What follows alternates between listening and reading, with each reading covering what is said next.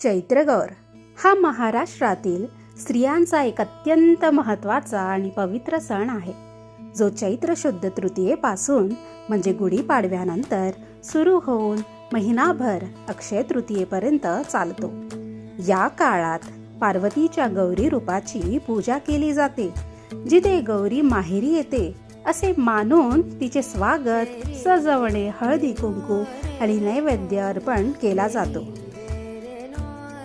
घरातील अन्नपूर्णा देवतेची किंवा गौरीची सोन्या चांदीच्या मूर्तीची षडोपचारे पूजा केली जाते आणि तिला महिन्याभरासाठी झोपाळ्यावर बसवले जाते. या काळात घरातील अंगणात किंवा देवघरासमोर तांदळाच्या पिठाने किंवा रांगोळीने चैत्रांगण काढली जाते, म्हणजे एक विशेष प्रकारची रांगोळी काढली जाते ज्यात शुभ चिन्हांचा समावेश असतो. हा सण भौतिक समृद्धी, अन्नधान्य, सौंदर्य आणि कौटुंबिक सौख्यासाठी साजरा केला जातो.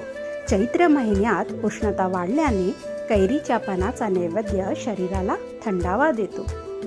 गौरी आपल्या माहेरी येते अशी कल्पना असल्याने हे सण मुलींच्या माहेरपणाशी जोडून बघितले जाते. या दिवसात गौरीचे हळदी कुंकू करताना गौरी पुढे सुंदर अशी आरस मांडली जाते.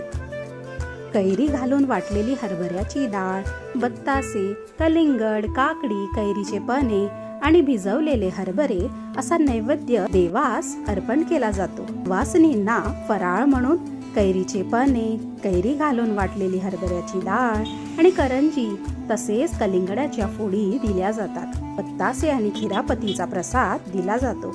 यानंतर सवाष्णींची हरभऱ्याने ओटी भरली जाते. तिला सुवासिक फुलांचा गजरा किंवा फुले दिली जातात. सर्व मिळून गौरीचे माहेर गाणे गातात. अशा प्रकारे यानंतर अक्षय तृतीयेच्या दिवशी गौरीचे पूजन करून तिला निरोप दिला जातो. तर अशा प्रकारे चैत्रगौर हा सण साजरा केला जातो.